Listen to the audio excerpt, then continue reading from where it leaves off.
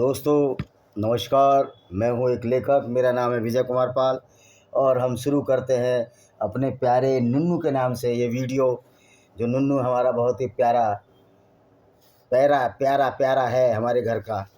तो दोस्तों आज हम बताएंगे, बहुत सारे लोगों को ये गलतफहमी है कि ब्राह्मण, ठाकुर या कायस्थ या अन्य जो जातियाँ जो ओबीसी, एससी, एसटी में नहीं आती उनको रिजर्वेशन नहीं है। लोग आपको गुमराह करने की कोशिश करते हैं।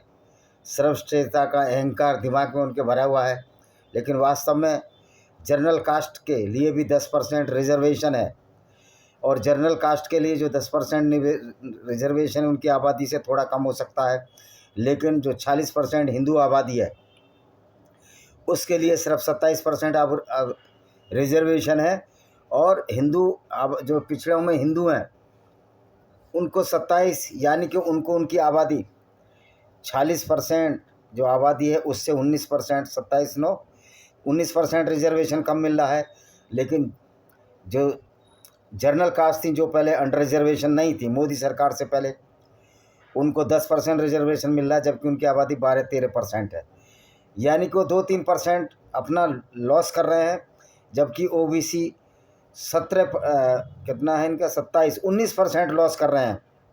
जहाँ तक क्राइटेरिया की बात है, ओबीसी और जनरल का क्राइटेरिया एक जैसा ही है। जिसकी 8 लाख से कम इनकम है वो ही ओबीसी और जनरल, यानी कि ब्राह्मण, राजपूत, कायस्थ आदि, और ओबीसी में बहुत सारी जातियाँ हैं, उसके लिए अप्लाई कर सकता है। यानी कि यहाँ क्रीमी लेयर है। और मज़े की बात है, एसटी ओबीसी के लिए कोई क्रीमी लेयर नहीं है। सवाल ये पैदा होता है कि एसटी अगर आईएएस बन जाए, एससी आईएएस बन जाए, या बहुत पैसे वाला हो, बिजनेसमैन हो, उसका लड़का भी रिजर्वेशन का लाभ लेगा, क्योंकि वहाँ क्रीमी लेयर नहीं है। यही अनजस्ट है, यही असमानता है, यही अन्याय है ओबीसी और जनरल कास्टों के लिए, कि उनके रिजर्वेशन में क्रीमी लेयर डाल दी गई है। और जो क्रीमी लेयर वाले हैं, यानी अमीर लोग हैं, या 8 लाख से जिनकी इनकम ज़्यादा है, आजकल 8 लाख भी बहुत अमीरी का पैमाना नहीं है, लेकिन ठीक ठाक है, उनको रिजर्वेशन का लाभ नहीं मिलेगा। उससे कम वालों को लाभ मिलेगा। एक शेड्यूल कास्ट चाहे कितना करोड़पति अरबपति हो, लगातार आईएएस बनते जाएं उसके घर में, लेकिन फिर भी उसको क्रीमी लेयर में नहीं है, उसको आरक्षण का लाभ मिलेगा। ये जो अन्याय एसटी और ओबीसी के साथ चल रहा है, इस अन्याय को ख़त्म करने की ज़रूरत है। और मेरे एक बात समझ में नहीं आती, ओबीसी और जर्नल के साथ जो अन्याय हो रहा है उसको जर्नल तो समझता है, जर्नल तो फाइट कर रहा है उस चीज़ के लिए, लेकिन ओबीसी पता नहीं क्यों शेड्यूल कास्ट नेताओं के पीछे लगे रहते हैं बहुजन के नाम पर। अरे भाई, तुम बहुजन किधर हैं? हम तो सताए हुए लोग हैं। सामान्य कास्ट और ओबीसी कास्ट के लोग तो रिजर्वेशन के सताए हुए लोग हैं। तो फिर हम मायावती, चंद्रशेखर रावण को नेता क्यों माने? वास्तव में ऐसी कोई वजह नहीं है कि हम जो एससी में लोग आते हैं या एसटी में लोग आते हैं उनको अपना नेता माने। वैसे जो एसटी से बुद्धिस्ट बन गए, एससी से ईसाई या बुद्धिस्ट बन गए या विधर्मी हो गए, वो लोग भी रिजर्वेशन का लाभ ले रहे हैं। यहाँ यही पोजीशन है, जो जर्नल से मुस्लिम बन गए, राजपूत मुस्लिम या दूसरे मुस्लिम, उनको रिजर्वेशन का लाभ। पिछड़ी जातियों में 6% मुस्लिम रिजर्वेशन का लाभ दे रहे हैं, जब ये 52% होते हैं। तो दोस्तों मेरी समझ में नहीं आती, क्या OBC caste, general caste, schedule caste का अपना नेता माने, जबकि उनके पैरों पर कुल्हाड़ी ये डॉक्टर बी आर अम्बेडकर की, जो उन्होंने संविधान लिखा नहीं, उसको ड्राफ्ट किया, लिखा तो बी एन राव ने था।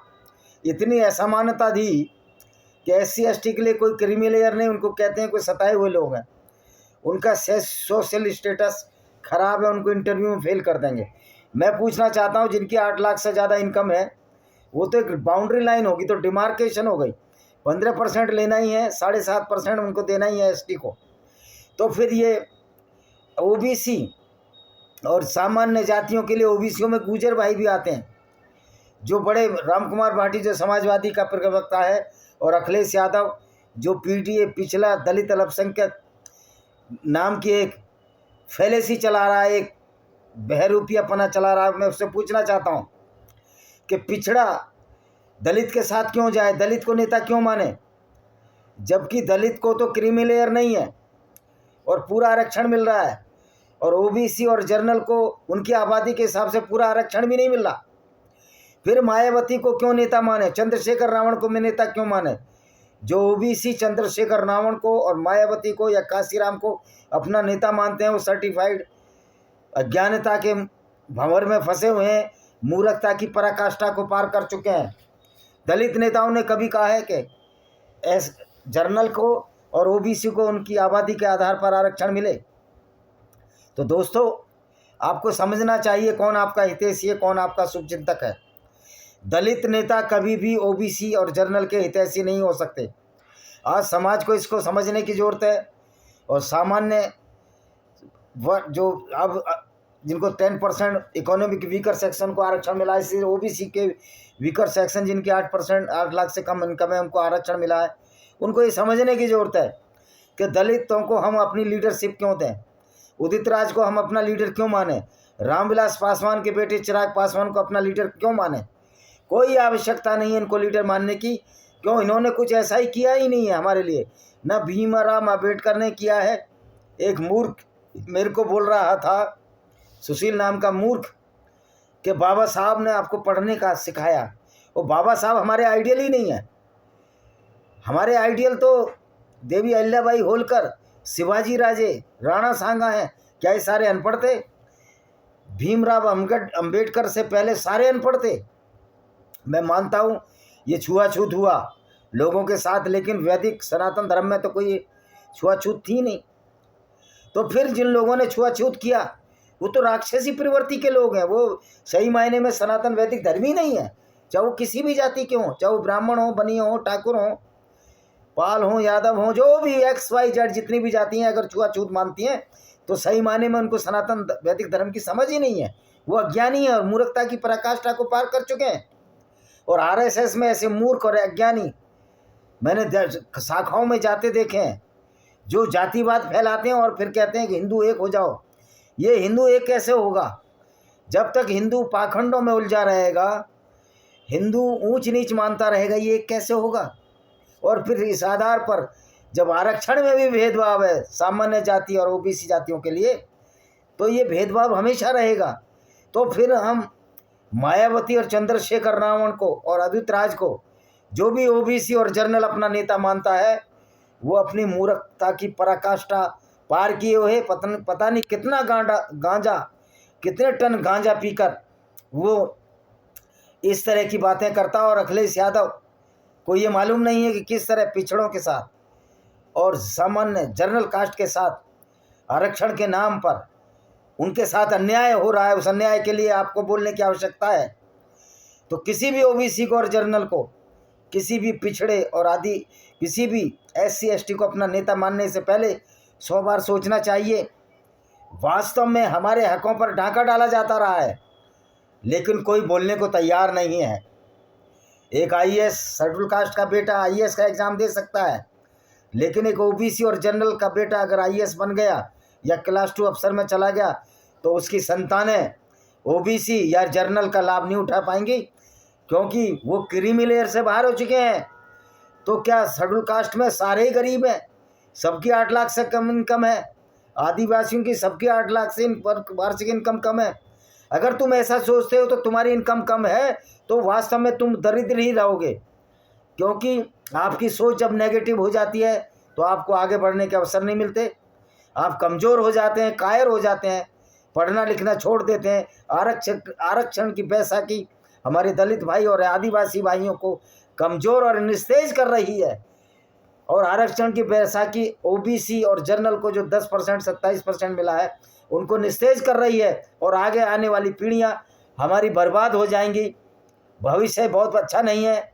लेकिन यहाँ पर सबसे ज़्यादा अन्याय जर्नल सामान्य वर्ग और ओबीसी कास्टों को झेलना पड़ रहा है, जिनके पास क्रीमी लेयर नहीं है और उनका आरक्षण उनकी आबादी के अनुसार कम है। तो क्या हम दलितों को अपना नेता मान लें जो इस पर बात नहीं उठाते?